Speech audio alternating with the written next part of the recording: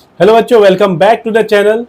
सो guys, हम लोग कर रहे थे business studies chapter 1 nature and significance of management. तो चलिए इसको कंटिन्यू करते हैं और देखते हैं आज हम लोग कौन से टॉपिक पढ़ने वाले हैं। सो गाइस, हम लोगों ने पढ़ा था meaning of management, features of management, इससे पहले वाला वीडियो में। अगर आप लोग नहीं देखे हो तो जाके जरूर देखिए उसको, ठीक है। तो आज हम लोग करेंगे objectives of management.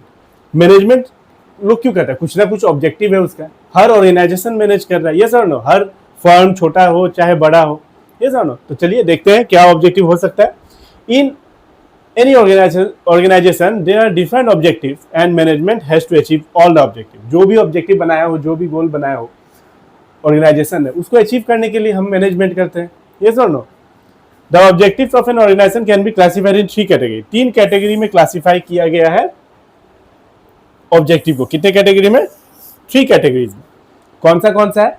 Organisational objective, social objectives and personal objective. तो चलिए देखते हैं।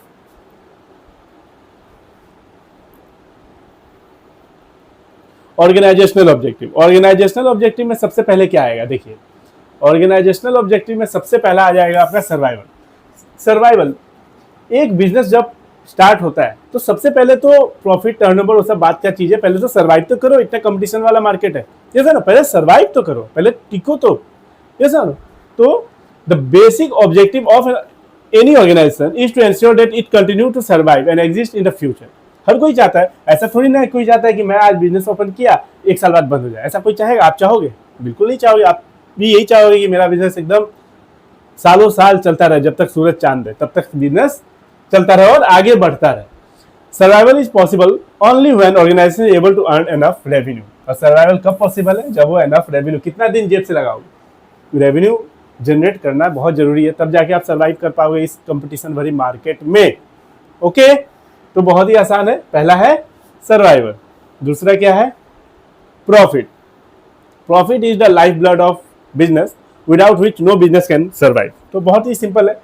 बिना प्रॉफिट का अगर कोई चीज, अगर ये मान लो कोई मार्कर 10 का है, अगर कोई मार्कर 10 रुपया का है तो ये कितना में बिकेगा? जरूर 12 में बिकेगा, 15 में बिकेगा, यस और नो?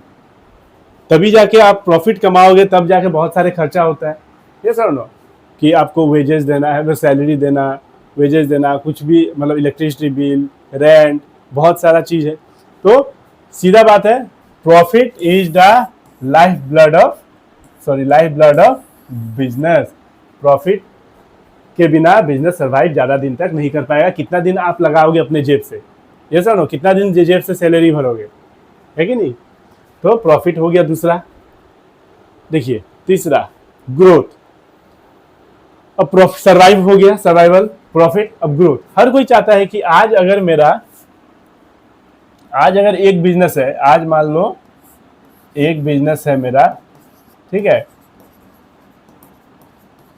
तो कोई भी चाहता है कि मेरा एक और ब्रांच खुले, ऐसा ना? कोई भी चाहता है कि मेरा आज एक और ब्रांच, अगले, मतलब मान लीजिए दूसरे डिस्ट्रिक्ट में एक और ब्रांच हो जाए, तीसरे डिस्ट्रिक्ट में और एक ब्रांच हो जाए, है कि नहीं? 5-6 ब्रांचेस हो जाए।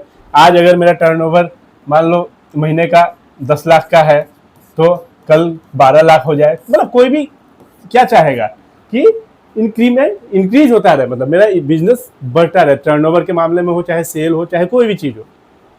ओके, तो business organisation must grow and expand their activities. हर कोई चाहता है, यस और नो?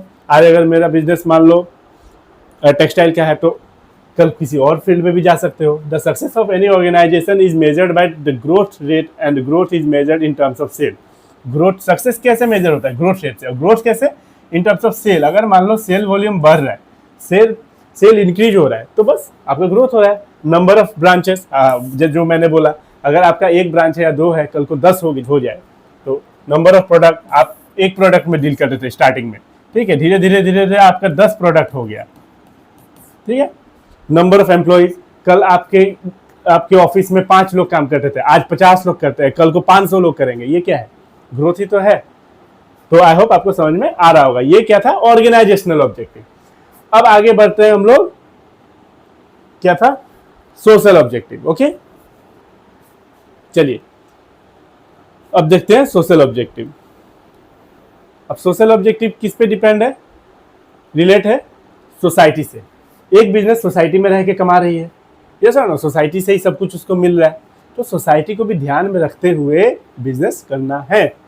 जैसे कि objective refers to objective which are desire to be achieve for the benefit of the society. Society का बेनिफिट भी देखना जरूरी है। पता चला कि आप कुछ भी मान लो सेल कर रहे हो जिससे सोसाइटी का नुकसान हो रहा है, या फिर आपका जो मान लो मैन्युफैक्चरिंग डेट पार हो गया वो भी बेच दे रहे हो, ये सर ना, तो इससे क्या होगा, इससे तो दिक्कत है, आप सोसाइटी में ही रहेंगे, सोसाइटी से गद्दारी। अब देखिए क्या है, पहला number 1, business organisation are part of the society, सही बात है। They earn using the resources of the society, जितने भी रिसोर्सेज है कहाँ से आ रहे हैं, सोसाइटी से ही आ रहे हैं, ये सर ना, सब तो सोसाइटी से ही आ रहे हैं ना। Some of the major social objectives include, अब देखिए कौन से सोशल ऑब्जेक्टिव्स है, एक सेकेंड, चलिए सोशल ऑब्जेक्टिव कौन से हैं। Protection of environment by using environmental friendly method of production. मान लो आप बहुत बड़े इंडस्ट्रियलिस्ट हो, बहुत बड़ा इंडस्ट्री है आपका, और आप प्रोडक्शन कर रहे हो, पता चला कि एकदम धुआं हो रखा है, ठीक है, water pollution, air pollution, noise pollution, ठीक है, आप बेफिक्र हो गए, छोड़ो मुझे क्या, मुझे पैसों से मतलब है, ऐसा नहीं चलेगा। आपको सोसाइटी को ध्यान में रखते हुए आपको friendly method, user friendly method use करना होगा। आपके मशीन अगर खराब हो रहा है तो उसको चेंज करो, ठीक है, ज़्यादा दिन मशीन अगर चलने लगता है तो धुआं देने लगता है तो उसको चेंज करो, ठीक है, प्रोडक्शन प्रोसेस जो है या मेथड है उसको बदलो, ये सब ना, ताकि दूसरों को हार्म नहीं पहुंचाना है, ठीक है। सोसाइटी में रह के सोसाइटी से कमा के सोसाइटी को हार्म नहीं कर सकते आप।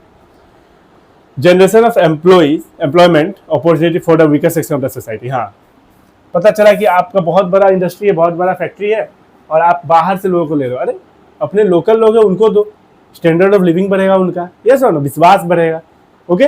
तो एम्प्लॉयमेंट जनरेट करो, ये एक आपका कर्तव्य बनता है। थर्ड, मैं देखिए आप बहुत इजी पॉइंट्स में लेके आया हूं, और आप ये आराम से आपको समझ में आ जाएगा, और समझना है, याद नहीं करना है, समझ में आ जाएगा तो आप अपने लैंग्वेज में भी लिख सकते हो, बहुत ही आसान है। Providing basic amenities like school and health care etcetera. बड़े बड़े बिजनेसमैन, कम्युनिटी,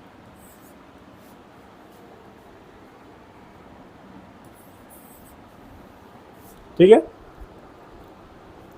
तो जैसे मान लीजिए बहुत सारे बड़े बड़े बिजनेसमैन स्कूल खोल दो, है कि नहीं, जो बच्चे पढ़ेंगे, गरीब बच्चे, हॉस्पिटल खोल दो, ये सब ना, तो और करते भी है बहुत लोग, ये सब ना, टाटा बिरला, ये जो भी बहुत बड़े अडानी अंबानी लोग तो करते ही है। तो providing basic amenities like school and health care, supply of good quality product, ये तो है ही, good quality product fair price में, ये सब ना, प्राइस भी सही होना पड़ेगा। पता चला 100 रुपये का चीज़ का आप सीधा 1000 रुपये, इतना ज़्यादा दिक्कत है, ये सब ना।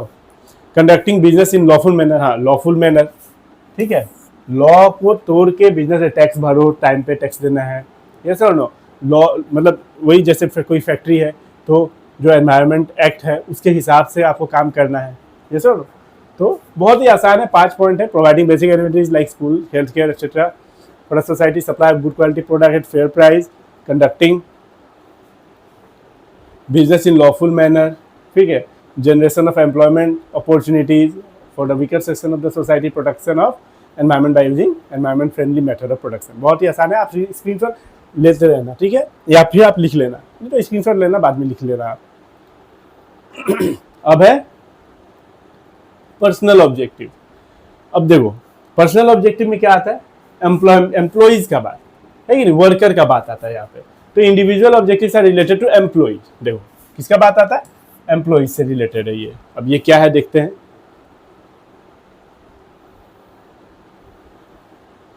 The main individual objective of the management are financial need like competitive salary. हाँ, काम करवाए जा रहे हो और जो सैलरी बनता है वो नहीं दे रहे हो, ऐसा नहीं होगा, है नहीं। जिस हिसाब से काम करके दे रहा है एम्प्लॉइज वर्कर, आप उस हिसाब से उसको सैलरी भी प्रोवाइड करो, okay. Promotion, training, personal growth. अब उसको पता चला कि वो 10 साल से एक ही काम किए जा रहा है, उसी में फंसा रह जाएगा, अरे उसको भी प्रमोशन चाहिए, उसको भी ग्रोथ चाहिए, उसका भी फैमिली है, ये सब नो। तो ट्रेनिंग वगैरह कराते रहना है, ठीक है, वर्कर का, और उसको आगे बढ़ने का मौका देना है, प्रमोशन करना है। पता चला जो क्लर्क है वो 20 साल से क्लर्क ही है, उसको ऐसे ही छोड़ दिए, वो ऐसा नहीं चलेगा, तो ऐसा नहीं करना है। Good and healthy working condition. हाँ, हेल्दी सेफ्टी का भी ध्यान रखना। पता चला हाईवे मेट्रो बन रहा है और ऊपर से काम करते करते गिर गया, हाथ पैर टूट गया, वो सेफ्टी भी ध्यान देना है, ठीक है। Good and health care working, हाँ हेल्दी वर्किंग कंडीशन देना जरूरी है, सेफ्टी फर्स्ट, ओके।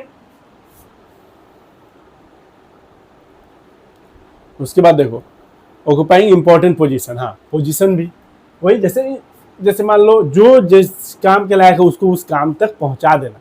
अब जो टैलेंटेड है, जो आपका इनिशिएटिव ले सकता है खुद से, कि बता सकता है, हाँ कोई ऐसा नहीं है कि वो वर्कर है तो उसके दिमाग में कोई अच्छा आइडिया नहीं आएगा, उसके दिमाग में भी अच्छा आइडिया आ सकता है, बस आप उसको मौका तो दो, तो उसको उस पोजीशन पे तो लाओ कि वो भी बोले हाँ बोलो भाई तुम बताओ, ठीक है।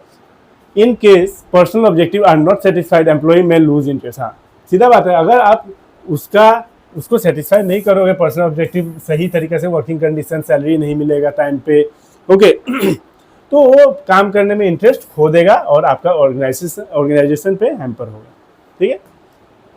चलिए आगे बढ़ते हैं, आई होप आपको समझ में आ गया होगा ऑब्जेक्टिव्स। आगे क्या है देखते हैं, इंपॉर्टेंस ऑफ मैनेजमेंट। चलिए ये भी पढ़ ही लेते हैं, नेक्स्ट क्लास में देखा जाएगा इंपॉर्टेंस ऑफ मैनेजमेंट, ठीक है। चलिए ये भी देख लेते हैं। Management helps in achieving group गोल, सही बात है, ये मैनेजमेंट किसी एक का थोड़ी है, पूरे ग्रुप का है, पूरे टीम का, पूरे ऑर्गेनाइजेशन का है, सब मिलके, प्रोडक्शन डिपार्टमेंट मान लीजिए, sale department, account department, finance department, सब कुछ लगे हुए हैं ग्रुप एक्टिविटी की एक काम के लिए, सी ऑर्गेनाइजेशन का जो गोल है वो अचीव हो जाए बस, okay. Management helps in achieving group goal, management is required not for itself, हाँ अपने लिए थोड़ी किया जा रहा है, ये तो किया जा रहा है ऑर्गेनाइजेशन के लिए, but for achieving the goal of the organisation, सही है। नेक्स्ट क्या है, मैनेजमेंट इंक्रीज एफिशिएंसी, सही बात है, जितना अच्छा से मैनेजमेंट होगा एफिशिएंसी बढ़ेगी, ये sir low. Management helps in reducing the cost, अच्छा मैनेजमेंट होगा तो कॉस्ट कम होगा, है कि नहीं, अच्छा मैनेजमेंट होगा तो कॉस्ट कम होगा, increase productivity through better planning, organising, directing, staffing, controlling, यही तो इंटर रिलेटेड फंक्शन बहुत इंपॉर्टेंट है, ओके। तो planning, organising, directing, staffing and controlling the activities of the organisation. तो मैनेजमेंट इंक्रीज एफिशिएंसी, मैनेजमेंट अच्छा से होगा तो एफिशिएंसी इंक्रीज होगा, और किसके बदौलत, आपका जो प्रोसेस है, जो एक आपका फंक्शन है planning, organising, directing, staffing, controlling, उसके बदौलत कॉस्ट भी कम होगा, अच्छे से एफिशिएंसी होगा तो कॉस्ट कम होगा, इंक्रीज प्रोडक्शन इंक्रीज हो गई, ठीक है। फिर देखिए क्या है नेक्स्ट, बहुत आसान है, बहुत आसान है। Management creates a dynamic organisation have to survive in dynamic environment, so manager keep making change in the organisation to match the environment change, जैसे जैसे एनवायरनमेंट बदलेगा, हम जा रहे हैं ट्रेंड, आजकल हर एक हफ्ते में ट्रेंड बदल रहा है, तो जैसे जैसे ट्रेंड बदलेगा मैनेजर को एकदम आँख कान खुला रख के देखना है कि हाँ ट्रेंड बदल रहा है भाई, अपना प्रोसेस चेंज करो, ऐसे नहीं होगा। हाँ दूसरे कंपनी वाले घर जाके सामान पहुंचा दे रहे हैं, आपको भी शुरू करना होगा होम डिलीवरी, ये सर ना। तो कोई भी ट्रेंड बदल रहा है, ठीक है, डायनेमिक ऑर्गेनाइजेशन बहुत ज्यादा चेंज होता रहता है कि नहीं, डायनेमिक चेंजेस एनवायरनमेंट चेंज होता रहता है, उसी का मतलब डायनेमिक है। Management helps in achieving personal objective, हाँ A manager motivates and leads his team in such a manner that individual members are able to achieve their personal goal while working towards the organizational objective. अब एक person है, मान लो मेहनत किए जा रहा है जी तौर, ठीक है, मेहनत किए जा रहा है और ऑर्गेनाइजेशन के लिए जान दे रहा है, अरे उसके लिए भी सोचो, ये समझो। तो जब वो ऑर्गेनाइजेशन के लिए करेगा तो उसके लिए भी ऑर्गेनाइजेशन जरूर सोचेगी, ओके, जरूर सोचेगी। तो management helps in achieving personal objective, तो पर्सनल अच्छे से मैनेज होगा तो पर्सनल ऑब्जेक्टिव भी ध्यान में रखा जाएगा। बेटर क्वालिटी प्रोडक्ट, अच्छे से मैनेज होगा तो अच्छा क्वालिटी प्रोडक्ट बनेगा, कम खर्चे में बनेगा, प्रॉफिट आएगी, ये सब। तो good management helps in producing better quality product at minimum cost, सीधा बात है, कॉस्ट मिनिमम होना चाहिए। इंक्रीज प्रॉफिट, सीधा बात है, कॉस्ट मिनिमम होगा तो प्रॉफिट बढ़ेगा ही। Profit can be increase in any organisation either by increase sale, profit दो टाइप से बढ़ सकती है, या तो सेल इंक्रीज करो और रिड्यूस कॉस्ट करो। तो सेल इंक्रीज करने का सोचो, लेकिन हाँ एक चीज है, इट में भी डिफिकल्ट इंक्रीज रेवेन्यू, हाँ रेवेन्यू इंक्रीज है, सेल इंक्रीज करना उतना हमारे हाथ में नहीं है, लेकिन हाँ कॉस्ट रिड्यूस करना हमारे हाथ में। हम अगर अच्छे से काम करेंगे, इफिशियंसी से काम करेंगे, इफेक्टिवली काम करेंगे, ओके, तो ग्रुप एक्टिविटी सही होगा तो कॉस्ट जरूर घटेगा, ओके। कल को अगर मान लो कोई चीज़ बनाने में 100 रुपया लग रहा है, आज वो 120 रुपया बनाने में लग रहा है, तो आपको 130 में बेचना होगा ना, सेल करना होगा 130 में, है कि नहीं? तो कोशिश करो कि ये 98 रुपीज़ में ही बन जाए, ये सर नो। तो इंक्रीज प्रॉफिट का दो ही तरीका, या तो सेल बढ़ाओ या कॉस्ट कम करो, कॉस्ट कटिंग। देखते हैं आगे क्या है। आई होप आपको समझ में आ रहा होगा। बहुत ही सिंपल तरीका से मैंने लिखा है और पूरा अच्छे से और है। Minimise the elements of risk. Risk is an integral part of every business. अगर जहां बिजनेस है वहां रिस्क है, ठीक है, आपने क्लास 11 में पढ़ा होगा, चैप्टर 1 में ही। But an efficient management always tries to control और मिनिमाइज इट। तो अगर अच्छे से मैनेज होगा, एफिशिएंटली मैनेज होगा, इफेक्टिवली मैनेज होगा, तो रिस्क को रिड्यूस किया जा सकता है और आगे काम अच्छे से बढ़ाया जा सकता है। तो बहुत ही आसान, हम लोगों ने इंपॉर्टेंस भी देख लिया। अब है मैनेजमेंट एज ए साइंस। एक काम करते हैं, मैनेजमेंट एज ए साइंस हम लोग नेक्स्ट वीडियो से करते हैं, ठीक है?